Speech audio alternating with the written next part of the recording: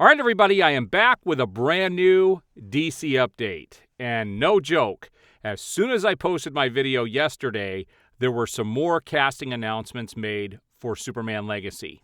And we're going to cover those casting announcements today and talk about a few other things. Now, I am going to have several other videos coming either later today and early tomorrow. One of them is going to be in regards to Star Wars. There was a big announcement that Disney made yesterday that could potentially help out the whole Star Wars universe and get people back into the fold. I'll talk about the good and the bad about that decision on that video. And then I'm going to have a video where I'm going to talk about how Hollywood can save their movies. There is a definitive way. I'm going to talk about actually what has caused the downfall of Hollywood and what they could do to fix it. And they could fix it tomorrow. It's will they go and do what they need to do to get back to where they need to be? And no, it has nothing to do with identity politics. So I'm going to talk about what's caused the downfall and what they could do to fix it and get people back into the theaters tomorrow. And I've actually talked to some people, and I've done some questioning myself, and I did get a general consensus on what's caused the issue and what people think and what they need to get back into theaters. And I'm going to give some suggestions on that. So look for that video as well. But today, on this video, we've got some DC stuff to talk about. So let's get started. So the first official picture from the Batman spinoff, The Penguin, was released yesterday from Empire. They have a lot of stuff coming out in Empire. I did a TV show and movie update yesterday as well. If you guys haven't seen that, you're going to want to check that out. But in there, they also had a picture from the new Beverly Hills Cop movie. And this was one of the pictures that they had in the same article. And it says, Colin Farrell returns as the Penguin in the Batman spinoff crime series in 2024, where Oswald Cobblepot looks set to climb the ranks of Gotham's underworld. Now, he is head of the Iceberg Lounge, but he is definitely not the kingpin of Gotham just yet. And we do have another photo to look at in regards to this. It says, the Penguin will pick up days after the Batman ended, exploring the moves that Cobblepot makes in the power vacuum left by Falcone's departure. All right, so it's him, like I said, it's going to be him rising his way up to becoming the kingpin of Gotham. All I can tell you is the Batman's going to have to be in it. I don't think they can do a show without having the Batman in it. It can't just be him. They're going to have something with Batman. Otherwise, I don't think this is going to work. But I am looking forward to seeing him back as the Penguin. Now, David Ayers ruffled some feathers yesterday, and boy, people all over Twitter piled on top of him, but he came out and posted, "It will change the course of history. Release the Ayers cut." That is an epic post right there from the director himself. He is still interested. He wants his cut out there, and he is saying it will change the course of history. And good on him. I actually shared this on my account. Now, people piled on top of him, because he came out and defended James Gunn. And a lot of people got angry about that. I did not get angry about that. I talked about how I think it's disappointing, but it doesn't change my view of David Ayers. And something people have to realize in today's day and age, that there are too many, I'm in this camp or I'm in this camp, and there's no in between, which is totally false.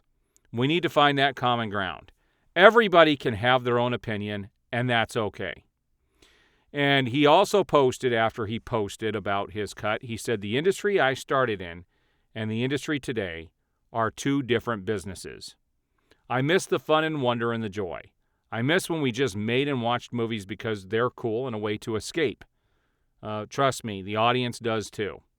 I miss when no one knew or cared about the names of execs, when the process of commercial filmmaking was mysterious. I miss the days before every single word was litigated, debated, and ultimately condemned. It's a difficult industry to recommend to anyone. And this is what social media has caused. This is what division has caused.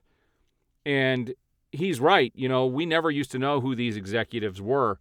But the problem is the executives started looking at social media too much and thinking that a certain group of people were the ones that wanted certain things to happen, and they would change course in the middle of making their movies instead of just making movies for people to escape with, like David Ayers said.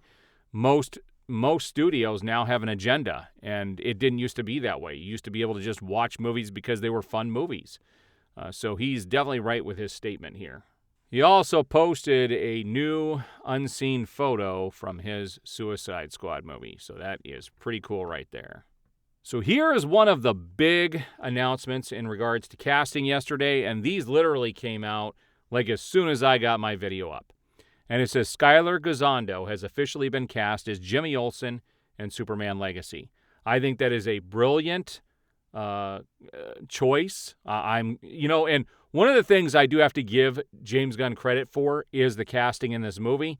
I'm still not convinced on Cornsweet being Superman. I think he's too close to Henry Cavill. They should have cast somebody completely different. But the casting seems to be pretty good so far. But casting isn't everything. It all has to come together. And we'll see when this comes out how this is going to end up. But I think he is a perfect choice for Jimmy Olsen.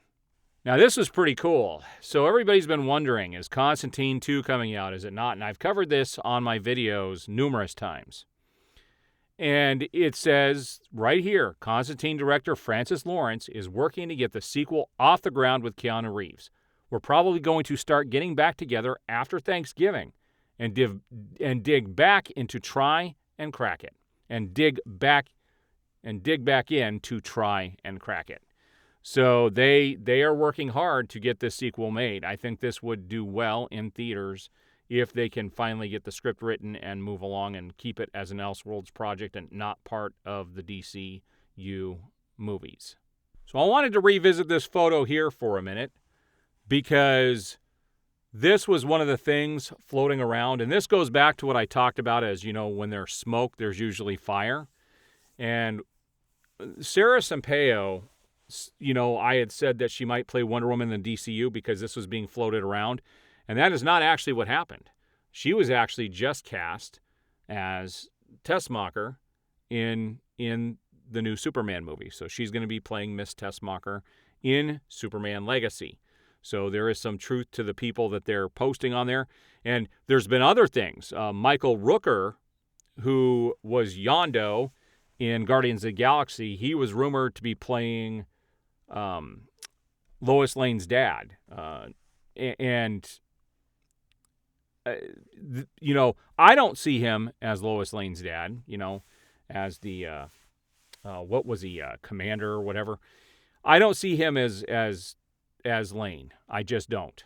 And James Gunn came out and said he is not playing Miss Lane's father, or Lois Lane's father. And so does that mean he's not going to be in the movie? No, he could certainly play some other characters. I could see him as maybe the leader of Intergang or something like that.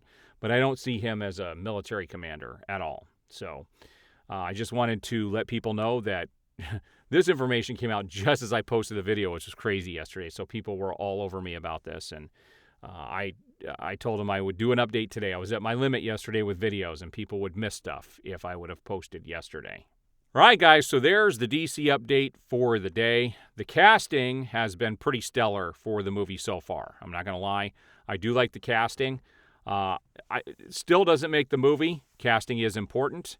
But, they may not be, the movie just may not be what we think it's going to be, and I don't think it's going to make money.